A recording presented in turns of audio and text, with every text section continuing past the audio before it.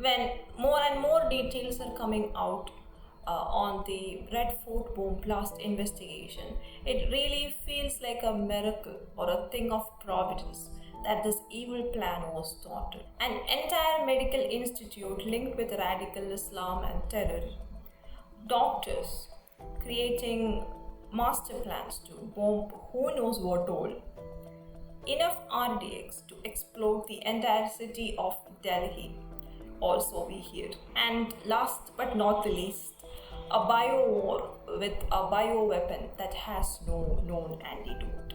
India has seen terror attacks for a long time now, but do we actually understand the real picture of how Islamic terror and propaganda works?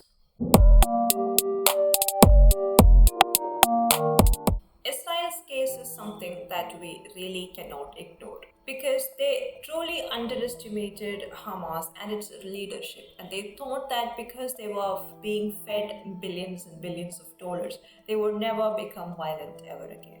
But they were planning and scheming for all along, and on October 7th, Israel was thrown into an unwilling war. And soon after, as the war ensued, there was a global propaganda to free Palestine and stop the genocide. By free Palestine, they don't mean a two-state solution or a peace agreement. Rather, they mean that they need a free Palestine or a Palestine free of Zionism or Israel. So while Israel was waging a war to save its own citizens who are taken hostage by Hamas, they were also fighting a propaganda war and losing that consisted of global protests and movements and slogans capable of changing the very fabric of the society. Not Israeli societies, but the Western societies. And that brings us to the 9/11 attacks. 9/11 attacks started the global war on terror, and when that war was happening, which prolonged for 20 long years, the word Islamophobia or discrimination against Muslims because of Islamic terror became a widespread thing. Islamophobia was called out to that extent that we were never allowed to address the real problem, which was the Islamic ideology that demands believing, practicing Muslims to take up arms against the non-believers. And that ideology is the root of all these problems. But because of this Islamophobia and the discrimination against religion, xenophobia, and so on, we are never allowed to talk about this root issue or the problem behind it all. What do you think about that? Do you agree with that? We could only ever attack the terror groups or the violent radical Islamists or jihadis or the terrorists, quote-unquote terrorists, but never the ideology of Islam that is the root of all these problems. What do you think about that? And right when all of these terror attacks were happening, Islamophobia was just another thing that was used to further the Islamic propaganda of assimilation, of integration, and of making the West more and more tame to the idea of radical Islam. And when the war ended, the West just imported the problem like catching a virus rather than doing anything substantial in the East or in their own lands. And if you take the history of these terror attacks in India also, it's the same pattern. Every terror attack is followed by a huge protest or riot or an outcry of religious persecution, Islamophobia, and attack on the minority. I mean, for the longest time, the political will of the nation really kneeled down in front of the Islamic powerhouses.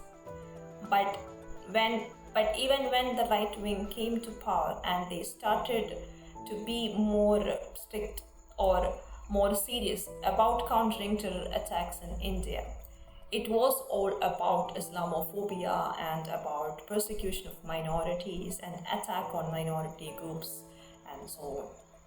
It was really like we were never allowed to address the real issue of Islamophobia in India in any way, in any realm whatsoever. Be it about the religious rights, about women's freedom, about the violence, the terror attacks, nothing. We were never allowed to speak about these problems without being called fascist and a Sanki and so on. So, if this is a global phenomenon happening everywhere, shouldn't we legitimately wonder if this was the plan all along? Not just strike and inject terror in people's minds, but also to inject propaganda or Dawah. I mean, we have heard the name of Yaqub Memon and Afzal Guru decades and centuries after the horrors that they have done to our people.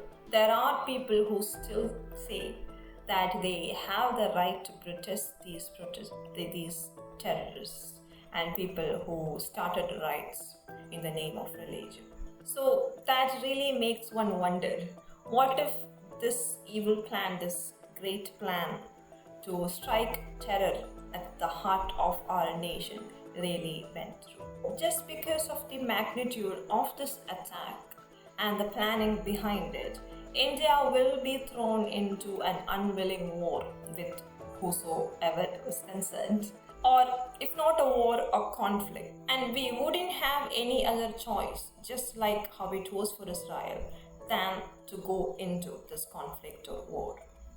And probably right after this attack was successful, Hindus or the other Indian minorities abroad, the diaspora, would be attacked by the radical Islamist elements and groups in the West.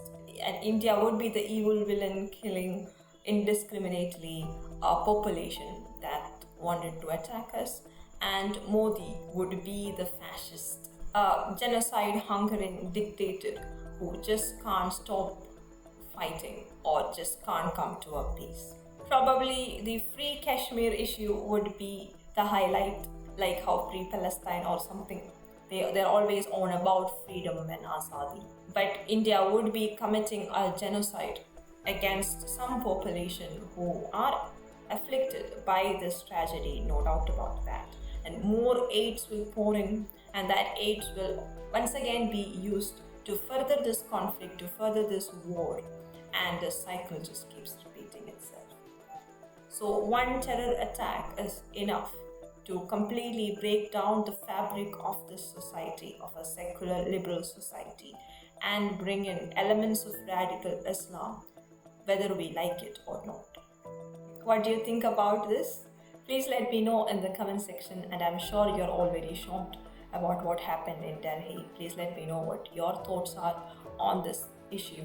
Don't forget to subscribe, and don't get too caught up on all this negative news. So until we meet next time, bye bye, have an awesome time.